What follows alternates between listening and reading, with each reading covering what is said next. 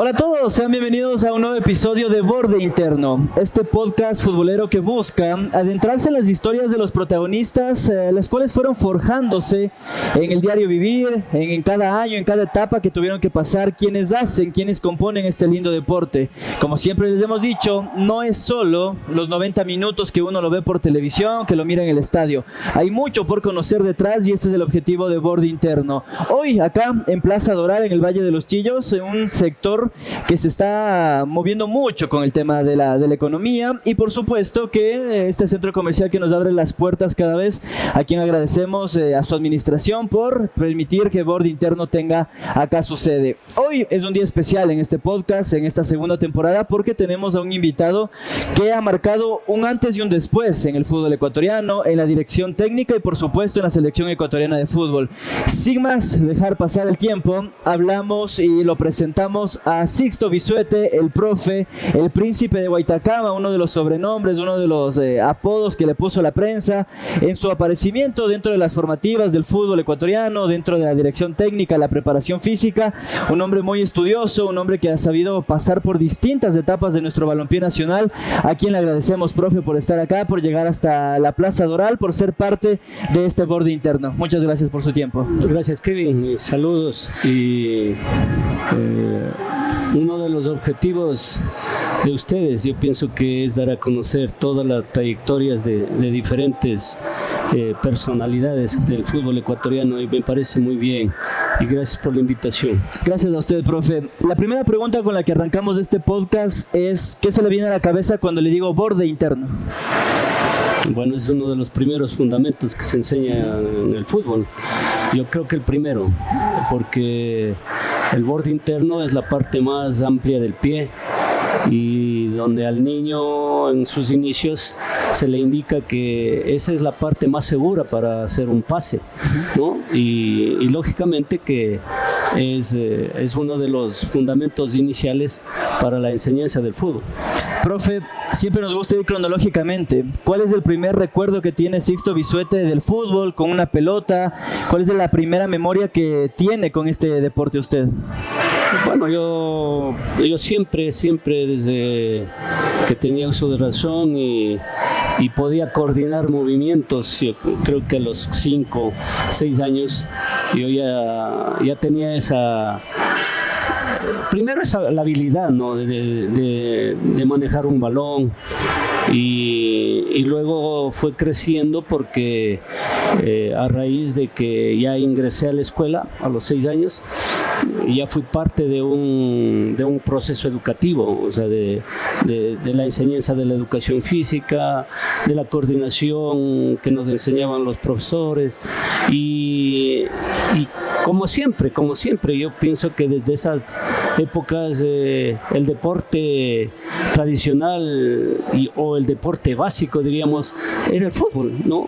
El profesor, que antes no había muchos profesores de educación física, sino el mismo profesor de grado era el profesor de educación física y él era que le gustaba el fútbol también, entonces él era el primero en enseñarnos, ¿no? a manejar un balón, a conducir el balón, a patear desde el balón y se inició, ¿no? Entonces mis inicios fueron en la escuela, en donde participé ya en las selecciones de la escuela, ¿no? Ya diríamos a los 10 años ya en la selección, porque antes habían los torneos escolares, pero participaban a los 10, 11, 12 años, porque menos a eso ya no había todavía. Claro. Pues ahora hay participaciones a los 6, porque esto ha ido evolucionando y lógicamente que con el adelanto del fútbol, con todo lo que, hasta la tecnología que hoy ha servido de mucho para que los niños tengan un conocimiento previo del fútbol, porque usted mira cómo ellos se desenvuelven con en los videos, ya lo van viendo, claro. Muy bien, entonces antes era a los 11, 12 años participar en un torneo y que era el interescolar. ¿Cómo fue esa infancia? ¿A qué escuela pertenecía? ¿Cuántos hermanos tiene? ¿Cómo fue la infancia con sus padres en ese momento que iba dando sus primeros pasos ya con el fútbol, con el tema de la escolaridad? ¿Cómo fue ese inicio? Bueno, yo soy quinto de 8 hermanos, ¿no? 3 hombres y 5 mujeres. En mi pueblo, Huaytacama, en la provincia del Cotopaxi, estudié en la escuela Santa Marianita de Jesús, regentada por el padre de la localidad, ¿no? Había también el colegio, que era la unidad educativa, pero de inicio era la escuela católica. Siempre hemos tenido el apego al deporte, porque mi padre jugaba mucho el vóley, el ecuavóley.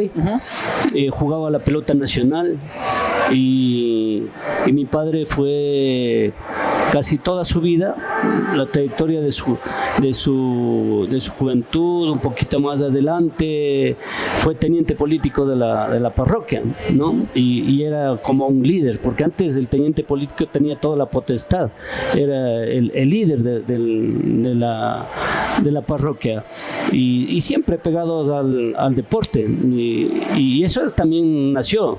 Y yo pienso que el liderazgo nace desde ahí, ¿no? Desde ahí, porque él resolvía todos los problemas y nosotros estábamos cerquita de él, ¿no? Para ayudarle, para resolver algunos inconvenientes en los problemas, tantos problemas sociales que había en ese entonces, porque el teniente político era una autoridad y él tenía que resolver todo.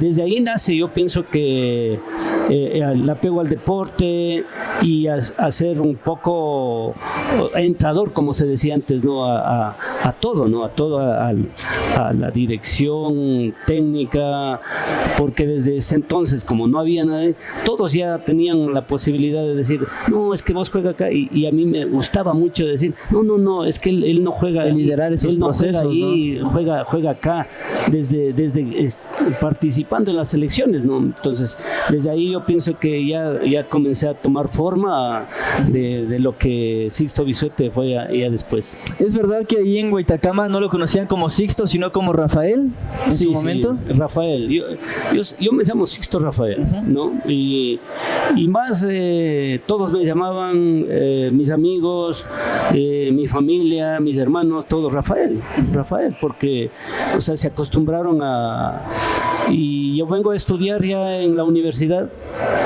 y comienzan a decirme Sixto porque era mi primer nombre, claro, ¿no? Entonces, y aquí ya me conocían en Quito por Sixto. Yo llegué a Quito a estudiar en la Escuela de Educación Física. Llegué en el año 80. A estudiar. Entonces, desde ahí yo pienso que desde ese año ya me decían Sixto. En el mundo del fútbol después, ya cuando comencé a ser parte de los equipos aquí en Quito, ya me conocían solo de Sixto.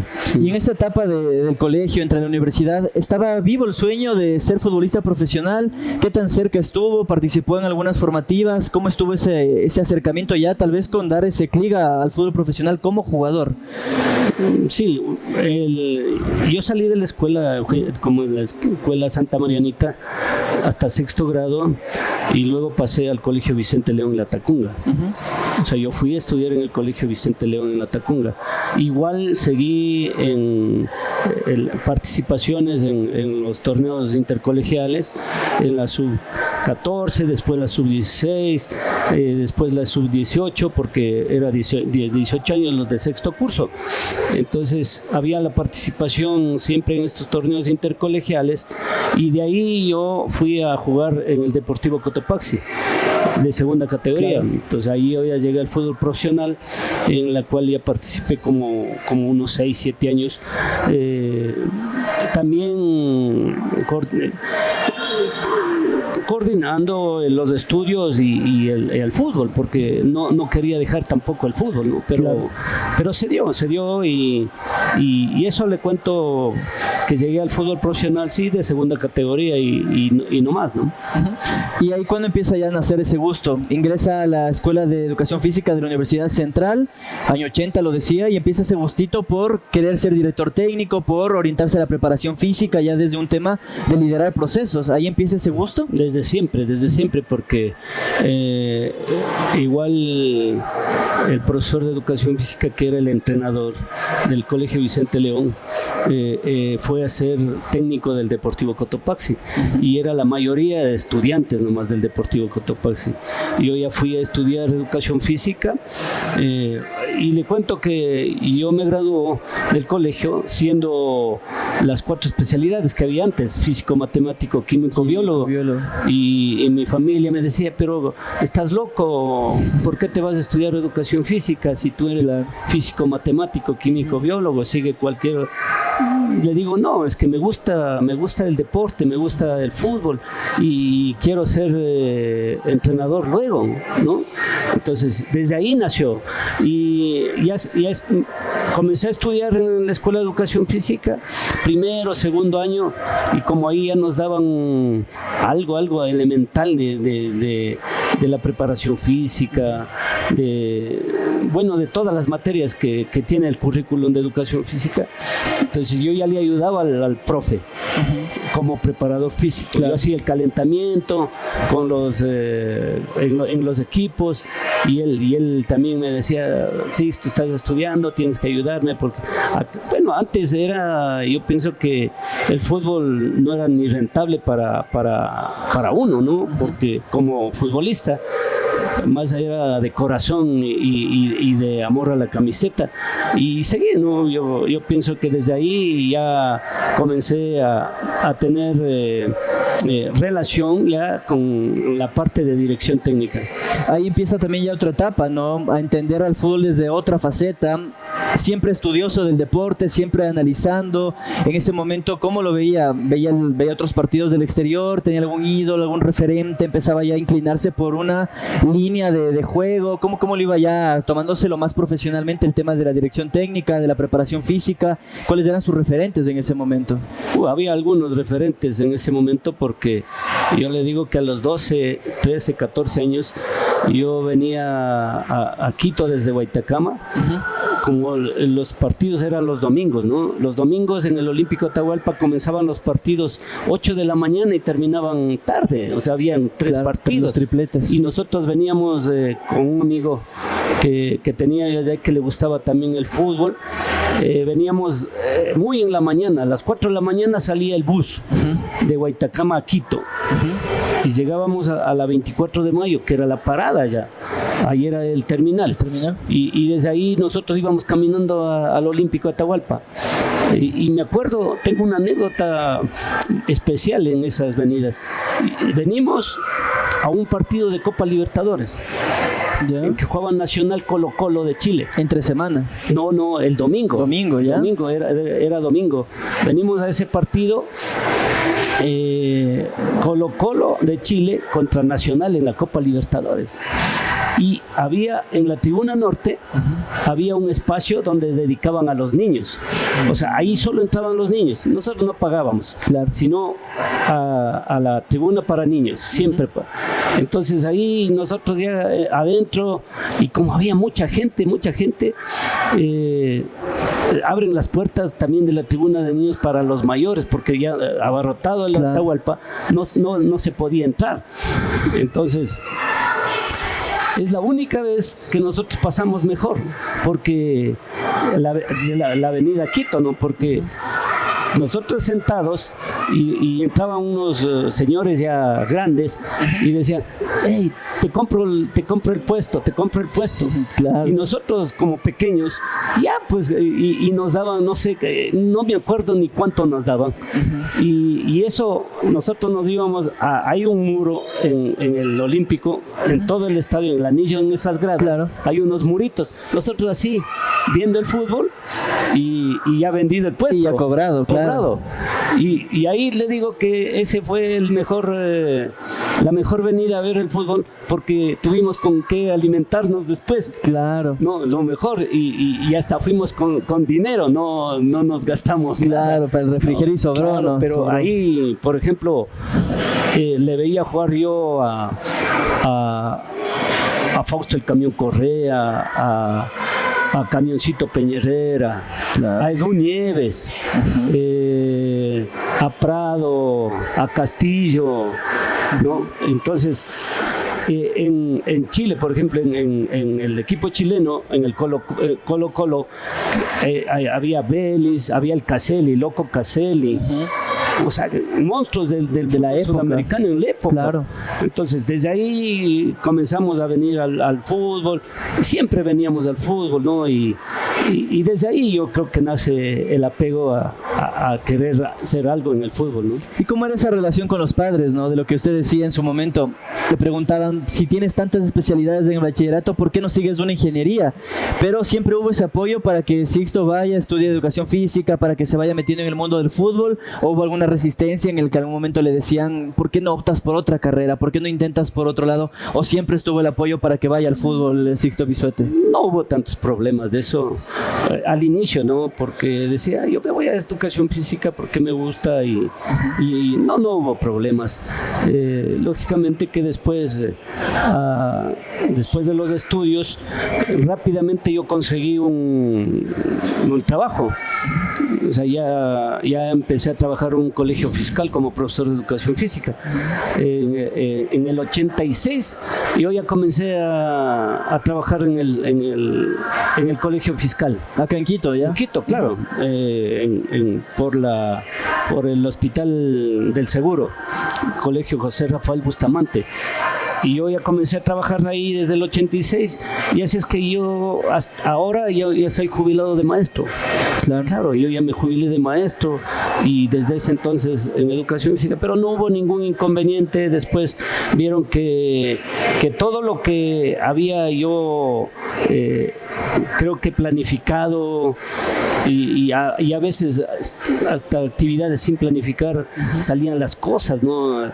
Que les decía, miren, ya estoy en tal equipo, estoy en el otro equipo. No, dice, mi hijo, está bien, has logrado llegar. Y así me iban apoyando todo el momento, ¿no? Pero yo en el 86, igual yo salgo de la universidad, consigo el trabajo y como yo vivía solo en Quito, yo mismo tenía que hacer todas las cosas, claro, para mantenerme acá en Quito. Viene a estudiar el primer año de universidad mi enamorada, que era de allá mismo, de la tierra. Uh-huh. Viene a estudiar y comienza a estudiar biología, ¿no? Y como ya nos veíamos frecuentemente y yo solo, ella, bueno, con los hermanos que vivían acá y decidimos, o sea, para apoyarnos, decidimos casarnos. Y vivir juntos. Claro. Acá en Quito. Y así es que yo soy casado desde el 86. ¿Y de ahí no ha cambiado? No he cambiado. Vivo hasta ahora con mi esposa. Muy bien. ¿No? Uh-huh. Hay esas historias ahí en ese lapso, ¿no? Dando clases en la escuela fiscal, empezando a incursionar en la educación física. ¿Qué tan difícil era en ese momento verse en el fútbol profesional? Ahora hay brechas. En este 2024 uno sabe que hay que cumplir un proceso, que hay que empezar por formativas, que hay que empezar también un proceso largo para llegar a primera.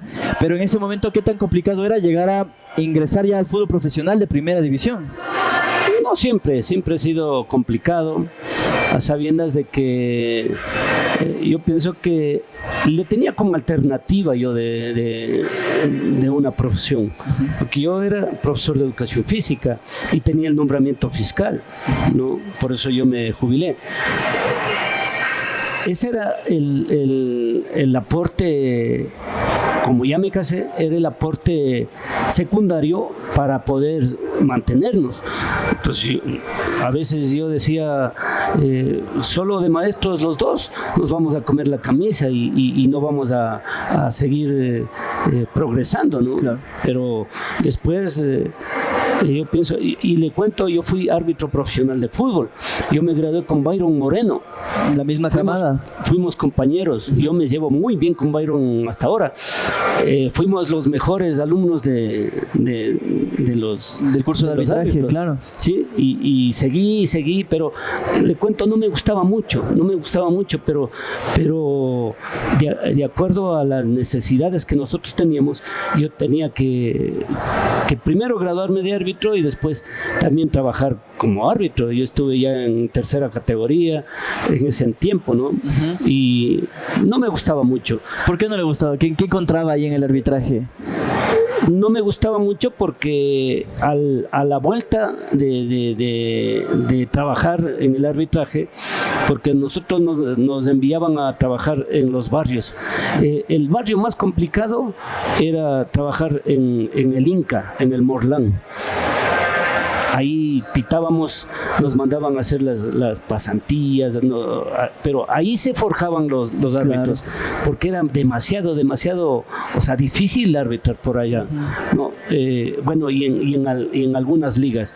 Y venía molesto porque yo decía, bueno, yo soy maestro, yo ya trabajo en el colegio y hay gente que le gritaba de todo, había gente, o sea, de los futbolistas mismos que no respetaban absolutamente nada, y teníamos que ser, o sea, drásticos en las sanciones. Pero usted, mírese, ahora, con todo lo que hay, usted ve cómo actúan los futbolistas frente a un árbitro. Mira, mucho más antes no había absolutamente nada, pues, claro, ni decir, vea, este es un video, vea cómo le hace el árbitro o qué le dice el árbitro,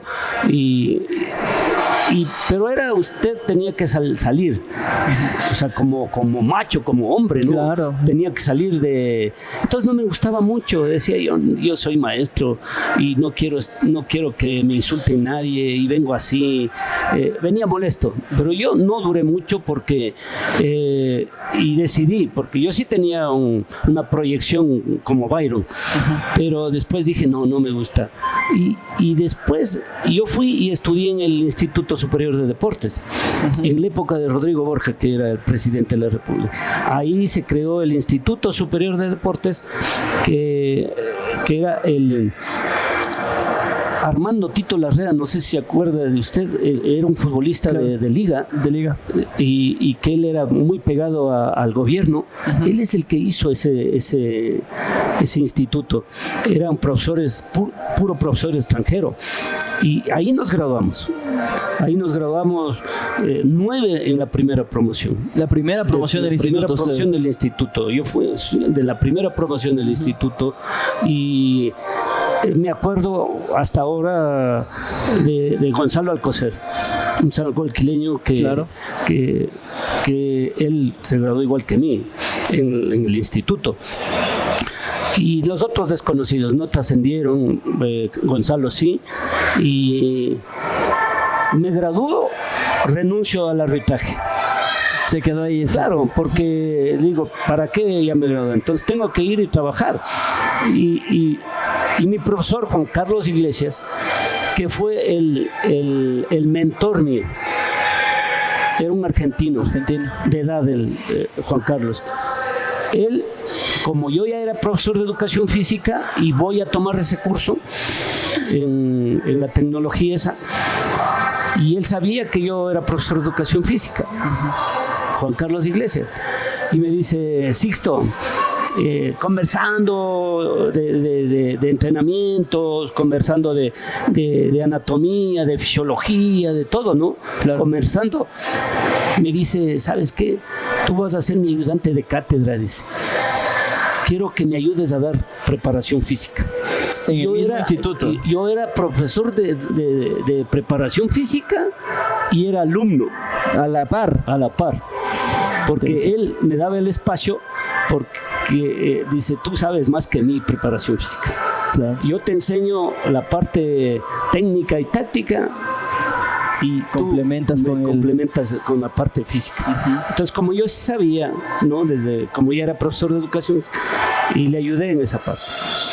Después de los 2 años que nos graduamos, Él también trabajaba en la Universidad Tecnológica Equinoccial, era el entrenador principal, Juan Carlos Iglesias. Y yo me graduó y él me dice: Sixto, nos vamos a trabajar allá. Yo fui asistente técnico de él un año. Claro, en ese momento las universidades con buenos equipos y buenos presupuestos. Claro. Y le pagaban bien, a mí también igual, y él me lleva de asistente técnico. Y así es que mi primer equipo en el fútbol profesional fue la Universidad Tecnológica Equinoccial, UTE. La UTE. Y él a medio año, cuando estábamos ya en segunda, participando en el campeonato de aquí de Abna, él se va porque dice que tenía que tener un ingreso mayor para poder quedarse, y como ya se cerró el instituto, no se pudo quedar. Claro. Y yo le digo, bueno, pues ya yo también me voy, porque, o sea, desde ahí la lealtad es la que primaba, ¿no? Porque así tiene que ser, y es hasta ahora. Y yo digo, yo también me voy, porque no puedo quedarme. Si usted me trajo, es el maestro, voy con usted. Yo me fui. Digo, ya, voy a la casa, le digo, y ya se fue Juan Carlos, y voy a esperar a ver si es que después ya, como me hice conocer y todo. Y yo fui, pero ya triste también, ¿no? Porque en ese entonces el primer equipo, fui triste a la casa y le digo, ya se fue. Bueno, esperemos. Cuando tipo 10:30 de la noche me llama el presidente de UTE, Patricio Pozo, me acuerdo.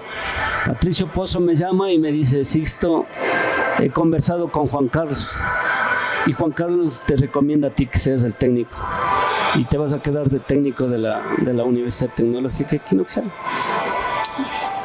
¿Lo aceptó? Es claro, porque le dije, yo voy a conversar con Juan Carlos y ya, o sea, yo le acepto si él me ratifica y me dice que él aprueba eso, porque él ya se va. Bueno, dice, sí, tú tienes toda la capacidad de seguir, sabes preparación física, sabes ahora todo.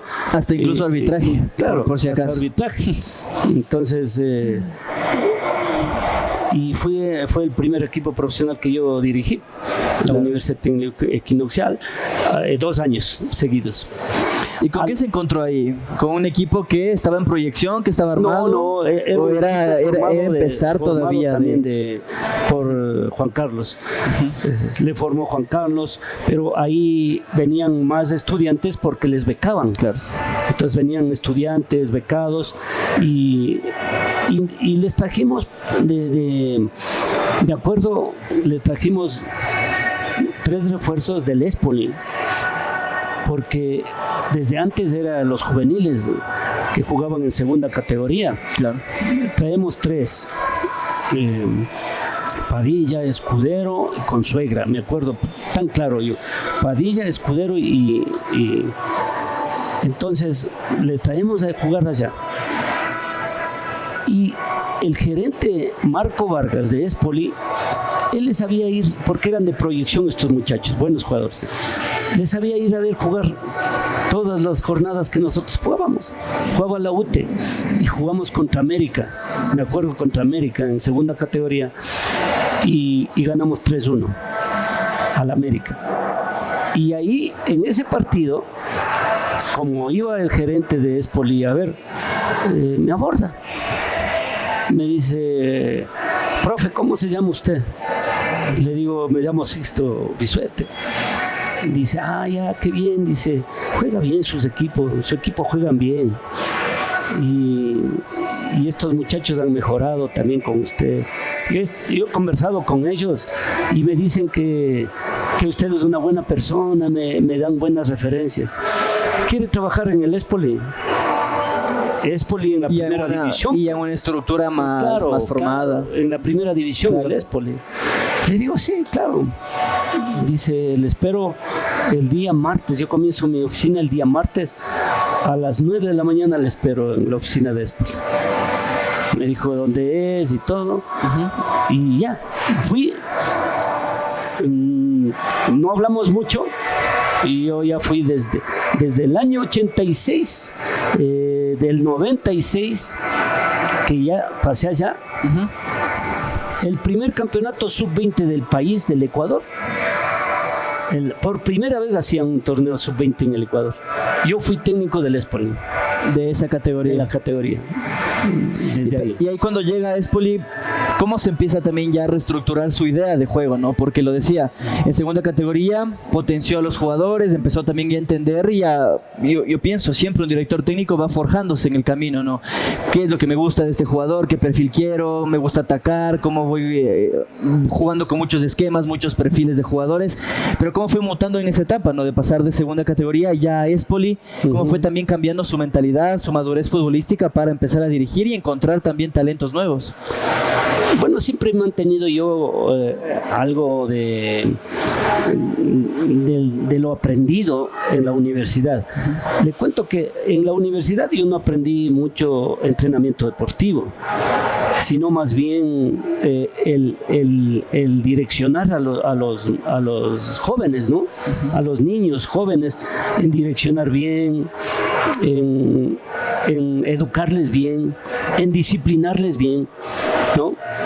Que yo era hasta inspector general del colegio y tenía que pararme al frente y dirigir multitudes de alumnos. Entonces yo tenía en mente eso, la disciplina, y me venía a la mente y decía, a ver, el fútbol, ¿qué es el fútbol? ¿No? El fútbol es un deporte que tienes que conseguir goles y evitar goles. Y para ir de una zona, de la zona de iniciación, que hoy sabemos, zona de iniciación, la zona media y la zona de definición, que tienes que ir de una zona, pasar a las dos más.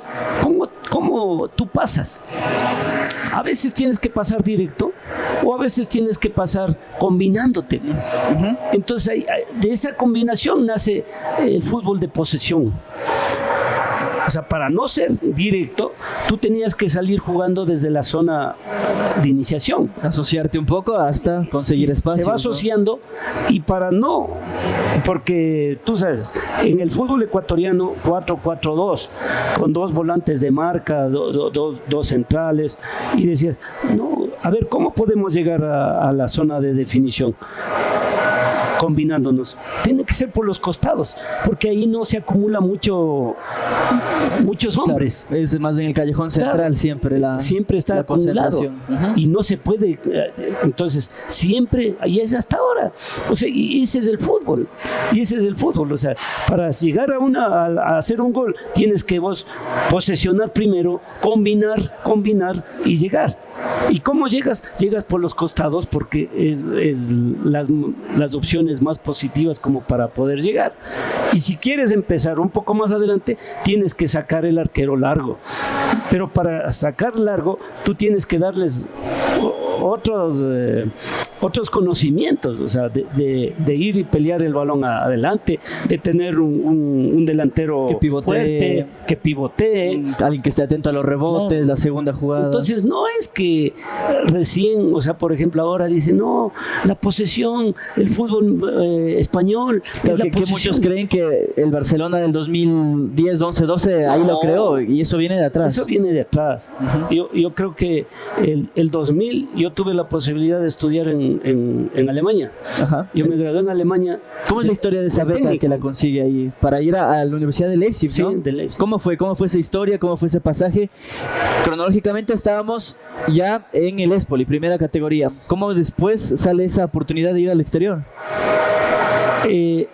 Yo estuve en Espoli, estuve en el colegio y estuve de profesor en la universidad. ¿Todo al mismo tiempo? Sí, las tres actividades así. Estuve de profesor de fútbol en la Escuela de Educación Física. Pasé 4 años de profesor en la Escuela de Educación Física. Y en esos años, como yo veía la necesidad de implementar el entrenamiento deportivo, o sea, la metodología de entrenamiento, yo les daba metodología de entrenamiento en los 4 años a los terceros y cuartos años de la universidad. me sirvió de mucho porque me preparaba más. Claro. Eso me dio lugar a que yo me prepare más y que tenga un poco más de acceso a este tipo de cosas, de las becas. Yo hubo un concurso para esa beca, yo fui y presenté. Primero, título de entrenador del instituto, profesor de educación, de fútbol en la universidad, entrenador de un equipo profesional. Presenté. Yo dije, bueno, si es que Dios quiere, yo voy, pero yo tenía en mente, en ese entonces, en el 2000, no habían muchos que se iban a estudiar más que todo en Europa. Claro. Porque acá en Sudamérica sí, en Argentina, yo creo que en Argentina más, ¿no? Porque Brasil sí. no mucho, pero en Argentina. Yo tenía en mente decir, no, yo tengo que estudiar en Europa. Uh-huh. Y tengo que irme, y luchaba por eso, ¿no? Entonces, yo presenté los papeles y dije, bueno, lo que Dios sea. Cuando a fines eso era en marzo, desde marzo comenzábamos. A fines de diciembre me llaman. Me dice, Sixto, sí, sabe que usted está favorecido para ir a estudiar en Alemania con la beca. Y es el único que va de aquí. Yo fui solo. Del país. En ese año. Fui solito.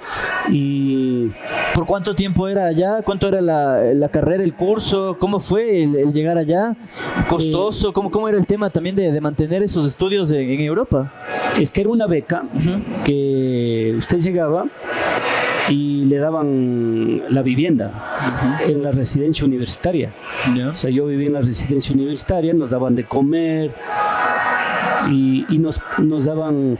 En ese tiempo todavía no eran euros, pues.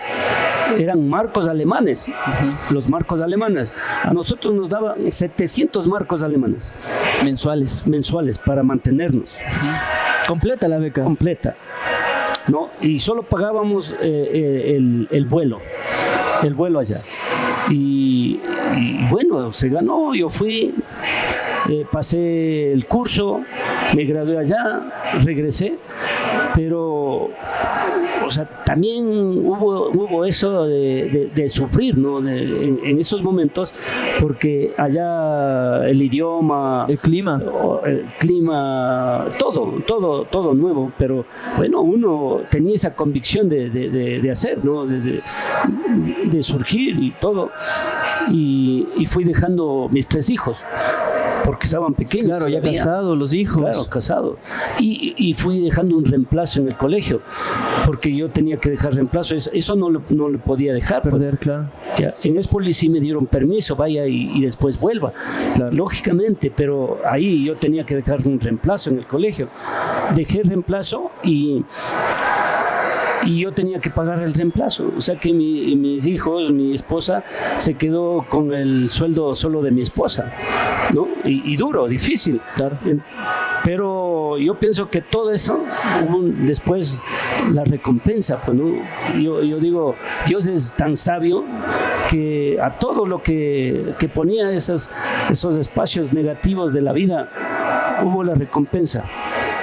Yo llegué a una selección primera, a la selección juvenil del Ecuador, por el título que yo tenía de Alemania. Claro. ¿Y quién es este muchacho? Se ha graduado en Alemania. No, hay que darle a él. Así. Entonces, abre puertas, claro, un montón de puertas. Se abrió las puertas. Mejoramos, mejoré yo en mi comportamiento. O sea, yo seguía en la estructura de disciplina ecuatoriana, pero yo fui allá y hubo un cambio, pero tremendo, porque yo vine pegado a esa disciplina alemana, que antes era mucho más, ¿no? Y que se complementa con lo que usted decía, sí. ¿No? Siempre inculcando valores, siempre teniendo la disciplina como eje. Allá mucho más. Incluso la autodisciplina, saber que tiene que estudiar, se tiene que mantener y que así es una oportunidad que no se podía perder. Pero ¿cuánta diferencia había de lo que usted conocía, por ejemplo, en ese momento teóricamente del fútbol acá, ya trabajando en Espoli, trabajando en un equipo de segunda categoría, con muchachos en edades iniciales de formación? Cuando llegó allá, ¿con qué ¿qué se encontró a nivel ya teórico, a nivel de lo que enseñaban, a nivel del entrenamiento? ¿Era muy distinto de lo de acá? No, yo no tuve problemas en esa parte, porque yo tenía una buena base de fisiología del ejercicio, tenía de anatomía, de también, que como yo estudié en el instituto, ya me dieron también entrenamiento deportivo los cubanos, sabía metodología, sabía muchas cosas, no me costó mucho. Pero ahí profundizamos, porque en fisiología ahí no le dan, o sea, superficialmente, sino ya estudiamos metabolismos, como para ser un médico. Utilizamos metabolismo, o sea, desde ahí yo sabía que habían 3 metabolismos, el aeróbico, anaeróbico, y cómo son las cadenas, o sea, de funcionamiento en el ser humano, y cómo usted tiene que darle las cargas adecuadas para que el ser humano rinda. Claro. Entonces era más profundo, más tecnología. Ya habían las pruebas físicas que nosotros hacíamos en el campo, ellos ya hacían en máquinas, ¿no? Mucho más medido, el tema estadístico. Claro, todo ya usan con mucho más avanzado. Claro. ¿No? Y lo mismo en la parte táctica, ¿no? Sistemas, táctica, era todo el fútbol europeo. Pero no, yo tengo tanto y se me ha adentrado esa concepción de la disciplina táctica. ¿Por qué? Porque el fútbol alemán es una disciplina férrea. Que lo primero que tienes que hacer es organizarte, defender con muchos jugadores para que no te hagan daño. Entonces, ¿cómo se logra eso?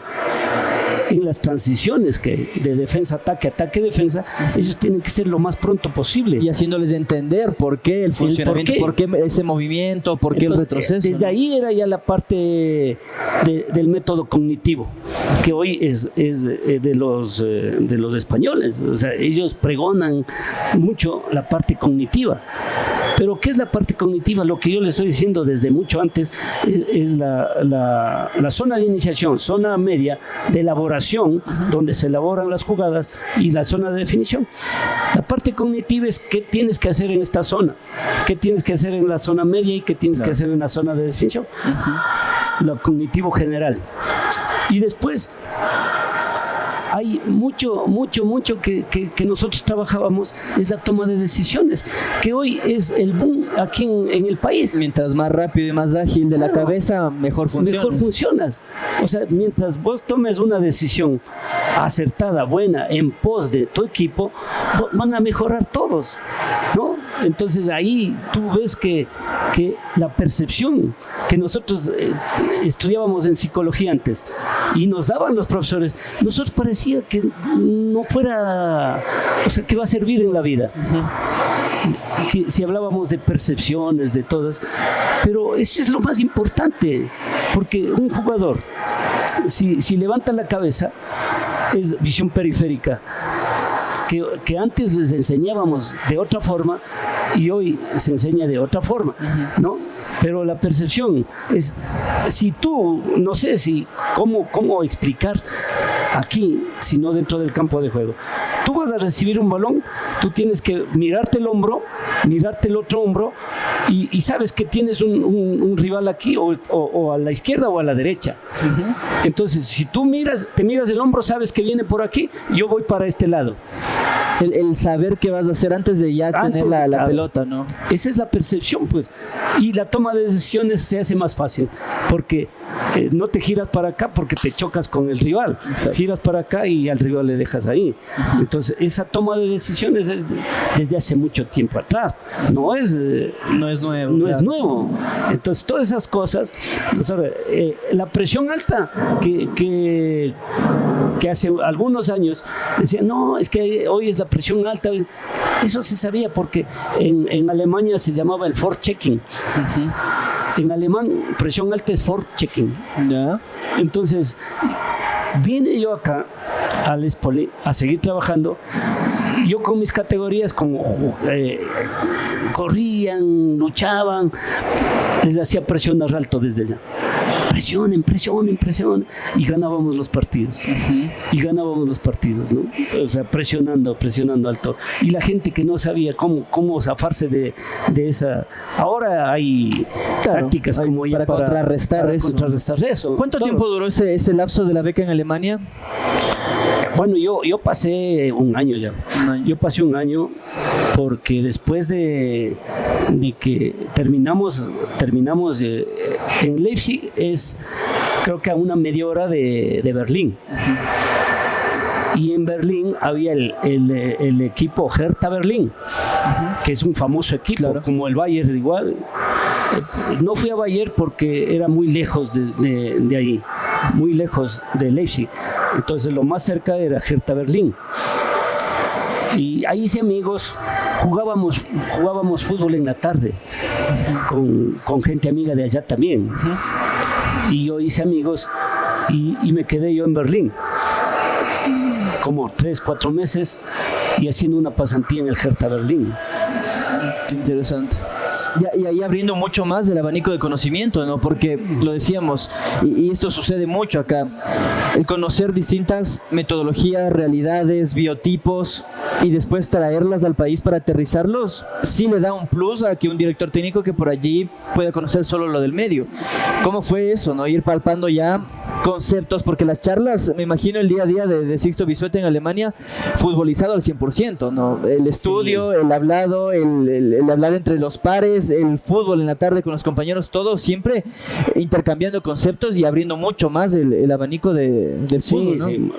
Yo digo que esa es una etapa de mi vida que cambió totalmente, que cambió por el bien de mi familia, por el bien personal mío, profesional, y eso hizo que yo llegue a ser el líder de los entrenadores, porque si usted ve y analiza y hace una investigación, ¿quién es el técnico que más duró en una selección mayor del Ecuador? ¿Quién dio los mejores resultados en una selección mayor?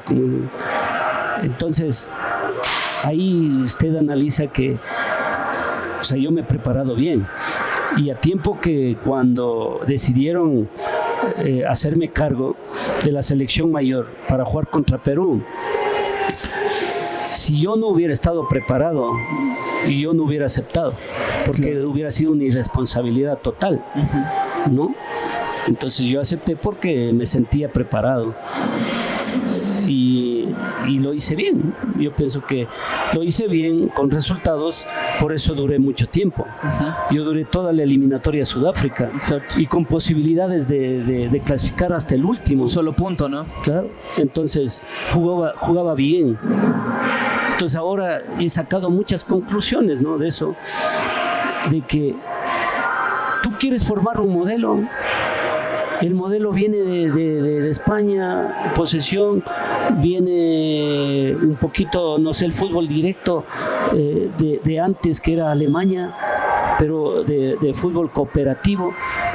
Pero ahora ya no, Alemania ya no es tampoco así, es de mucha posesión, de inteligencia.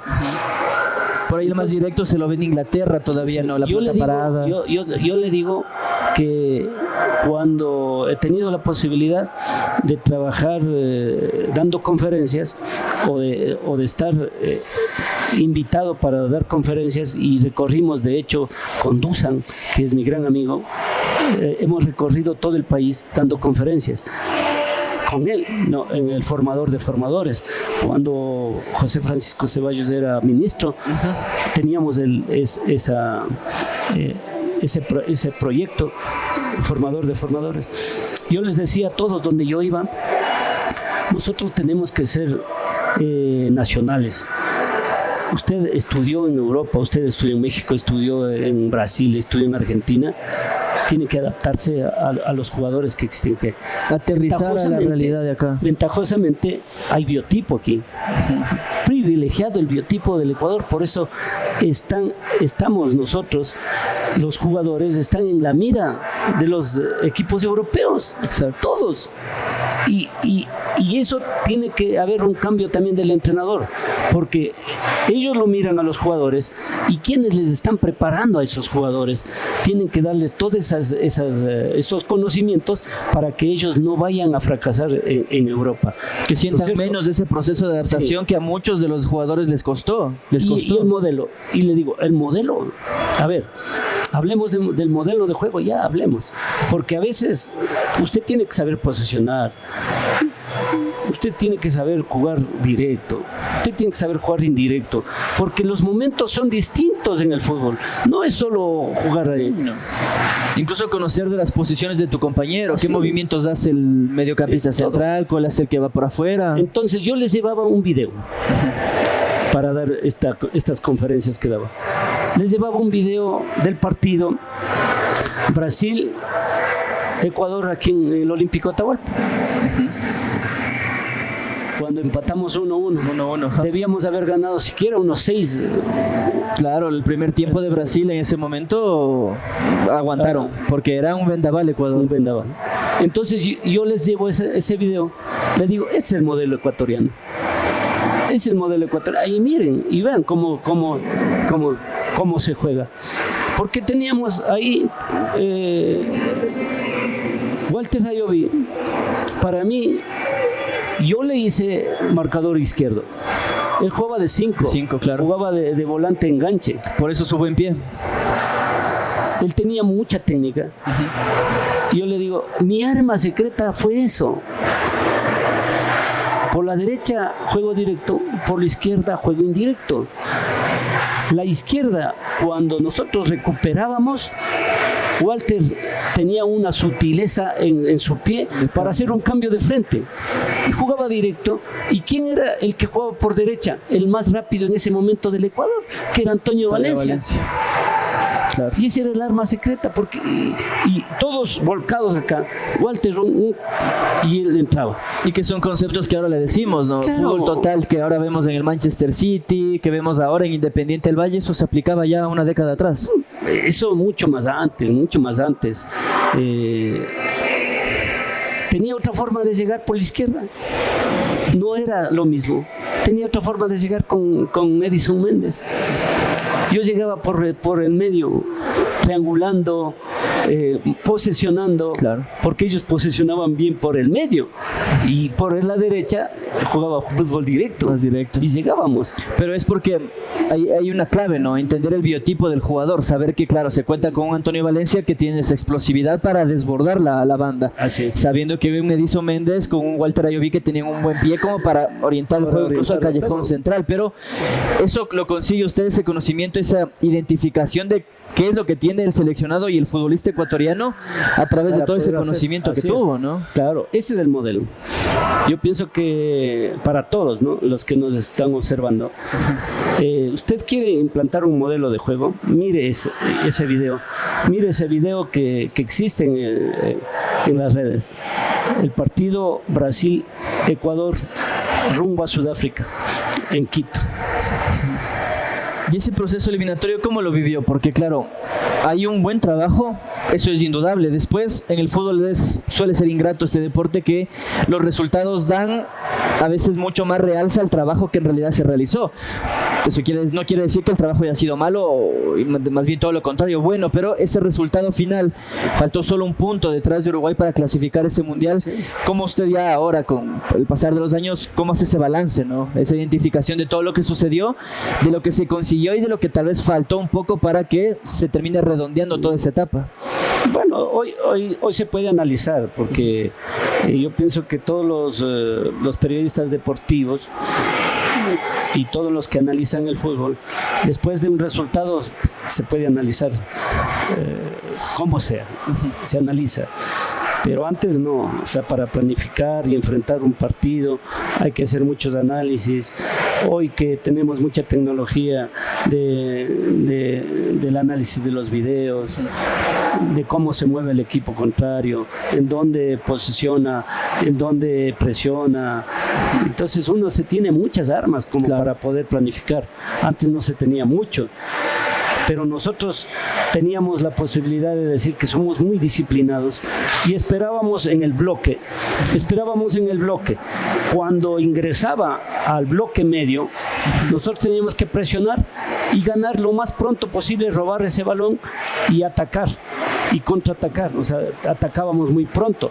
Entonces eso es un modelo, por ejemplo, ¿no? Y eso se ha dado, y yo me siento muy tranquilo con la conciencia de haber dado todo por mi país. Y también personalmente, ¿no? Es una satisfacción porque yo he conseguido lo que nadie ha conseguido en el país, ¿no?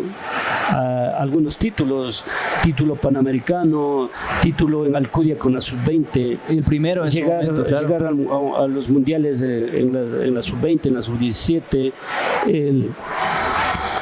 el haber manejado toda la eliminatoria a la selección mayor con buenos resultados. Lastimosamente no se dio, y es fácil decir, bueno, yo no clasifiqué porque Dios le tenga en su gloria a Cristian Benítez. Él se comió muchos goles tan fáciles de hacer. No lo pudimos hacer. No había el VAR. Otro porque factor. si había el VAR, yo hubiera jugado el Mundial. Le aseguro que yo hubiera jugado el Mundial si había el VAR. Entonces, todas esas cosas, y con eso yo me siento tranquilo, o sea, con el deber cumplido, como se dice, y he batido récords en los entrenadores nacionales, ¿no? Lo que nunca antes era prioridad un extranjero. No continué porque la prioridad seguía siendo un extranjero. Y sigue hasta ahora. Y sigue siendo hasta ahora. No hay cabida para un entrenador nacional. Pese a tener tanta experiencia, traen a gente inexperimentada. Incluso al mismo nivel académico ahora, lo decía, mucha más gente de acá del país se está yendo a profesionalizarse afuera, tienen los estudios de afuera, pero y no siguen existiendo menos espacios de nivel profesional. No hay posibilidades, no le cree ¿Es un tema dirigencial? El dirigente no le cree, yo no sé por qué, pero parece que algo existe entre la personalidad que se tiene uno, ¿no? Nosotros somos más humildes de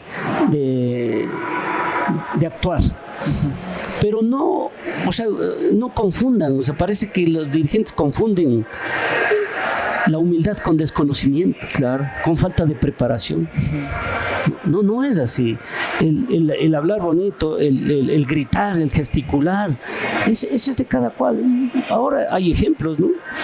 Hay ejemplos que uno grita, y a nosotros, los maestros del fútbol que nos enseñaron a nosotros, tanto fuera como aquí, decían, ¿sabes cuál es el técnico que más habla?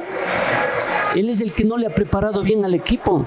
El que más indicaciones de entrega en ese momento. Claro. Es el que no lo hizo tanto en la semana. No lo hizo tanto en la semana. Entonces tienes que indicarle todo. No, el técnico que sale y le grita es para ubicarle mejor, para darle ánimo, para decirle que si fallaste una, ya no vas a fallar más. No es que... Y en ese momento que va y los cambios y todo, es lógico que la pedagogía, la didáctica hace que en los formatos de dibujos, eso es de los profesores, ¿no? De primaria, de jardín. Jean Piaget dice que a los niños hay que enseñar con dibujos. Y que ahí comprenden más y se entra en la cabeza y no se olvidan nunca. Y yo seguí con eso también, pero no en el campo de juego, porque están en una euforia tú, y decir, a ver, vente, y le dibujas ese rato. Claro. No le va a captar absolutamente nada. No. ¿Por qué? Porque él está cansado, en una euforia, no sabe qué hacer. No, dice, entra. Vos sabes lo que hemos hecho en el entrenamiento. Tienes la posibilidad. Gánate tu puesto. Vaya. Exacto. O sea, es una motivación para que no es que ese momento indicándole con dibujos, no puede ser. Ahora los papelitos que mandan, ¿no? Incluso el papelito que mandan adentro de la cancha. Pero para eso que ya es cuestión se de vea. cada técnico, claro, ¿no? Entonces, yo digo, o sea, es mi criterio, yo no estoy tampoco criticando a nadie, pero, o sea, yo no hago eso, sino más es motivación, porque ya se entrenó. Yo hago los cambios en el entrenamiento, lo que yo pretendo hacer en el partido. Hay esa preparación, ¿no? Acá otro aspecto clave, el manejo de camerino, el conocer no solo al jugador desde la parte física, desde su parte técnica, desde qué pueda presentar futbolísticamente, sino también su personalidad. Acá en el fútbol ecuatoriano hay casos y casos, ¿no? Muchos tipos de jugadores, muchos tipos de personas, digámoslo así, porque todos somos seres humanos, los jugadores lo son, sienten, viven, experimentan cosas distintas. Pero ¿qué hay de Sixto Bisuete en el manejo de camerino? ¿Cómo lo hacía? Era muy cercano al jugador, ya lo decía, la disciplina, los valores siempre instaurados dentro de la forma de enseñar, pero ¿cómo era el manejo de camerino? ¿Fue clave también eso para que los jugadores capten la idea, se adapten a cómo juegan los equipos de Sixto? Bueno, es un aspecto muy importante la convivencia. Es un aspecto muy importante la relación que existe entre el técnico y el jugador. La relación de respeto, la relación de amistad, de todo. Y si tú, como técnico, logras adentrarte en él, va a rendir mucho más. Porque si él entrena con agrado, entrena con alegría, sabiendo que se le respeta, sabiendo que se le apoya, él va a rendir mucho más. Y lo más difícil es lograr la unidad en ese sentido de un equipo de fútbol. Porque tú puedes entrenarle bien, que corran, que salte, que cualquier cosa. Pero entrenarle el corazón es lo más difícil. Emocionalmente, si tú estás bien, rindes más. Si emocionalmente le crees al entrenador y dices, él tiene la razón, él rinde más. O sea, cabeza, el rendimiento es de corazón, de emoción, de las emociones, no es de entrenar como loco. Entonces, si tú sabes llegar con buenas palabras, con diálogo, porque mi dirección es de diálogo, no es de como a la antigua, de insultarles, de imponer incluso, de prepotente, no. Hacerle quedar mal en un camerino, hacerle quedar mal en un entrenamiento, eso no es mi estilo. Si es que está fallando, falla una, falla dos, falla tres, yo tengo que hablar con él. Es decir, estás fallando y tienes que componer eso. Pero si tú, no, es que tú estás fallando en delante de todo mundo y en delante para que le vean los dirigentes que sabe hablar, que es... No es eso. Porque a la larga, el jugador que lo hace eso va minando esa relación mala y va pegando a los otros jugadores. Entonces contamina, ¿no? Claro, el ambiente. Tú tienes que saber respetar a todos, porque todos tienen los deberes y todos tienen los derechos. Y hasta uno, y manejar los códigos. Hay que manejar códigos de convivencia, códigos de todo, para que no se escapen de la concentración, para que se sientan tranquilos. Y manejar todas esas cosas es difícil, complicado, ¿no? ¿Y cómo lo mira ahora, profe, a la realidad y a la actualidad del fútbol ecuatoriano, ¿no? Jugadores formados, muchos más jóvenes, más rápido, gente que a los 16, 17 años está yendo a Europa, que va a distintos equipos, incluso de la región, Independiente del Valle, claro, como uno de los modelos de gestión a nivel formativo que ahora lo va haciendo bien, pero ¿por qué todavía a nivel de la selección ecuatoriana de fútbol no se logra trasladar todo eso? ¿Es cuestión de tiempo? técnico, es cuestión de lo que decíamos tal vez del entrenador. Ahora tenemos un cuerpo técnico europeo, un español, que podrá conocer menos o más la idiosincrasia del jugador, pero ¿por dónde está esa clave? ¿Cómo lo analiza ahora, al menos el presidente de la selección ecuatoriana de fútbol? Incluso con los hechos que han pasado en los últimos meses, ¿no? El tema de indisciplina, jugadores que eligen malos momentos, digámoslo así, ¿no? Para hacer determinadas situaciones. ¿Cómo lo mira usted ahora? Bueno, se ha profesionalizado mejor. Esa es la palabra. Se ha profesionalizado un poco más. En todas las épocas ha existido el biotipo de jugador ecuatoriano. Y si usted ve, por ejemplo, hablemos, solo se me viene a la mente Lupo Quiñones, Eduardo Hurtado, José Villafuerte, un crack para la parte técnica, claro, para la parte física igual. Pero ahí está la situación de que ellos no tuvieron la misma formación que los que tienen hoy. Que un Moisés Caicedo, por ejemplo. Ellos se formaron, mal o bien, se formaron ya desde mucho más antes, de 6 años. Los otros se formaron desde los 12, 14 años. Entonces había un espacio de 4 o 5 años de no haberse formado. Y estos, los de hoy, se forman con profesores que están más actualizados en la parte cognitiva, en la parte de dar cargas, de saber científicamente cómo, científicamente más adaptados. Eso es todo, ¿no? Y el factor fundamental es la competencia. Antes no había los torneos. ¿Cómo llegas tú teniendo mucha habilidad? Porque eso se nace. La parte técnica y la habilidad se nace. La parte física tú puedes conseguir con buenas metodologías, con buenas cargas, dándoles. Eso se consigue. Pero lo otro no.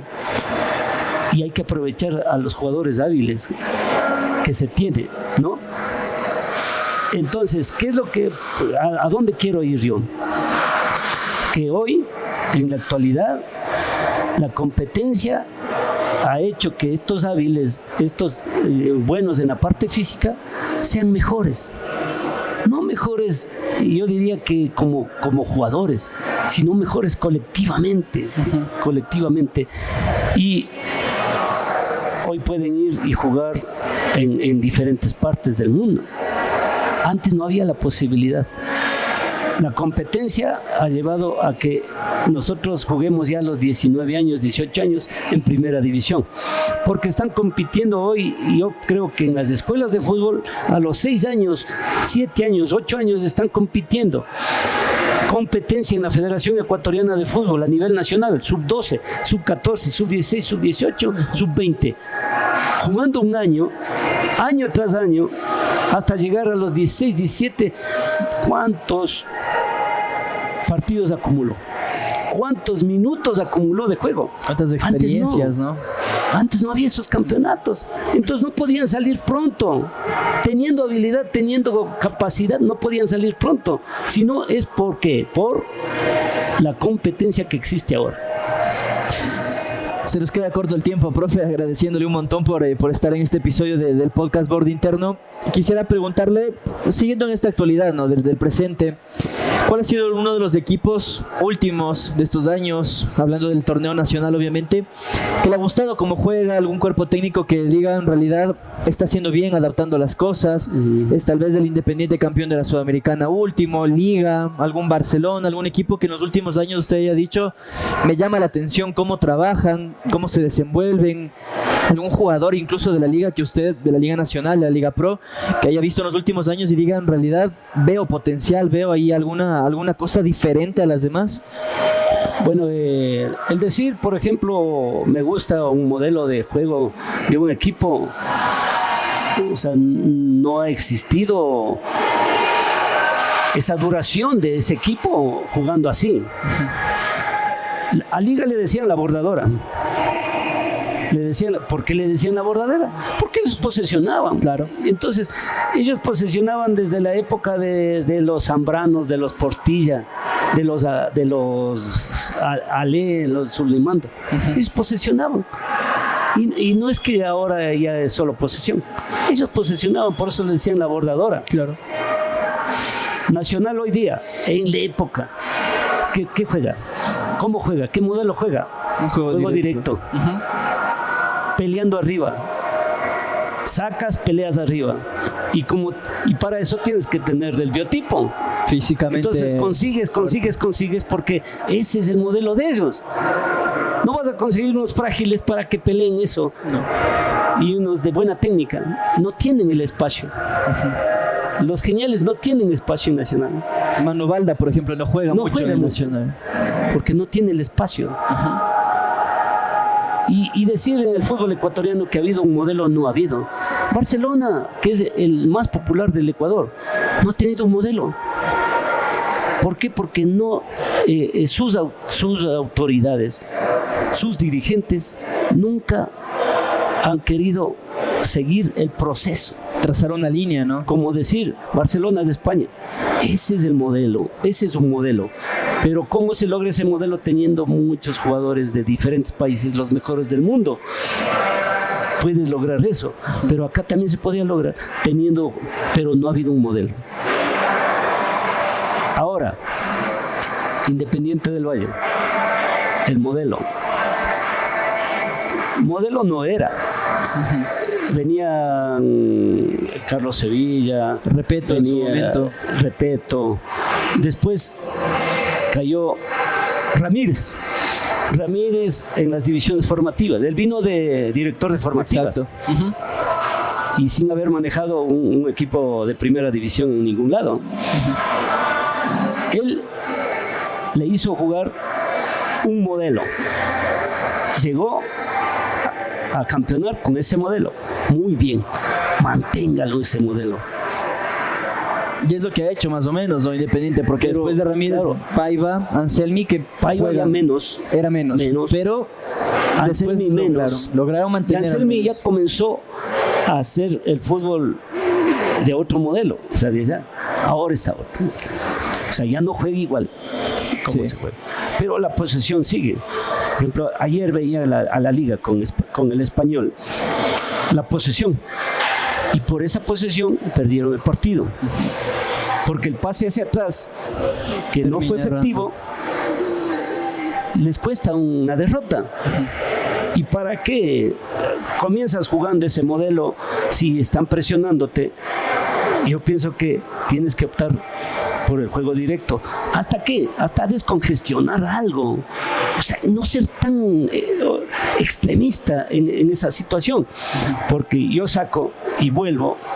¿Pero para qué vuelvo? Porque él no puede hacer un saque largo. El marcador izquierdo o derecho no puede hacer un saque largo y le devuelve al arquero. Y el arquero sí puede hacer un saque largo. O sea, están cayendo en lo mismo. Claro. Solo que tal vez con menos técnica y menos planificación de lo que se va a hacer. Claro. Caes en un rechazo ya por una solución porque ya no tienes desesperada, que hacer, claro. Desesperada. No con una Entonces planificación. Yo le digo, pero si yo soy profesor de ellos, les digo, pero para hacer lo mismo le salgo por el costado, vuelve acá, mejor él trate de ir hacia adelante. Búscalo a Estrada. Búsquele un balonazo y le devuelven al arquero y el arquero hace un saque largo. Es lo mismo, está cayendo en juego directo. Claro. Entonces, el modelo tiene que ser en base a nosotros, a la idiosincrasia, al biotipo, a la velocidad, a la fuerza, a todo. Pero no vamos a caer en los extremos, o sea, ser tan extremistas. Y de juego directo o de juego de posesión respetando las zonas que hacen los españoles. Claro. ¿Por qué? Porque en el fútbol hay momentos. Momento de atacar, momento de defender, transiciones de ataque-defensa, defensa-ataque, y ahí entra todo. Usted tiene que saber posesionar, tiene que saber jugar directo, indirecto, y también se puede jugar desde del medio, desde la zona media. Uh-huh. ¿Por qué no puedo hacer saque largo y comienzo a construir desde la zona media? Y yo tengo esa concepción de construir un poco más afuera. ¿Por qué? Porque si yo construyo desde la línea, me cuesta más tiempo llegar al arco contrario. es más distante llegar al arco contrario. Claro. Pero si yo pretendo jugar un poquito más afuera, yo tengo más cercano el arco contrario. Mayor probabilidad, los momentos, ¿no?, hay que respetar. No ser tan extremista, decir yo juego directo, yo juego posesionando, soy así. No. O sea, hay que ser flexible y adaptarse al biotipo que nosotros tenemos en el fútbol ecuatoriano. Con esos conceptos, la selección ecuatoriana de fútbol ya viene de un proceso. Las eliminatorias, el mundial que pasó, la base se mantiene. Ahora tenemos ya nuevos partidos amistosos, lo que pasó recientemente. Se viene una Copa América que ha sido un torneo que siempre le cuesta a la selección ecuatoriana de fútbol, que muchas veces el hincha ya le pide algo más, ¿no? Hay que empezar a competir. ¿Cómo lo mira? Ahora estamos a menos de 3 meses ya que volvamos a participar en una Copa américa que será de mayor exigencia, porque no son los de Conmebol, están los de CONCACAF también. ¿Cómo lo mira? ¿Alguna proyección, algún concepto que tenga de esta selección de Félix Sánchez Vaz? Bueno, yo soy muy respetuoso en lo que está haciendo. De repente yo pienso que contra Colombia jugó directo. Jugó solo directo, porque le sacrificaron a Kevin jugando directo. La pelota larga. Contra Colombia, aquí, no sé si por las eliminatorias. Sí, sí. Y hoy está posesionando, no tanto, pero posesiona. O sea, hay que formar el modelo de acuerdo a lo que ya va conociendo él. La idiosincrasia de todos, el sacar ventaja de las posiciones que se juegan, que han jugado. Y yo pienso que la línea de 4, línea de 3 es ya situación de cada uno del equipo rival y de cómo quiere jugar el profe, cómo planifica. Pero la historia del fútbol ecuatoriano es línea de 4, porque en las divisiones formativas todo el momento le están formando una línea de 4.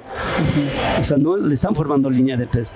Y yo digo que en la formación tiene que ser línea de 4. ¿Por qué?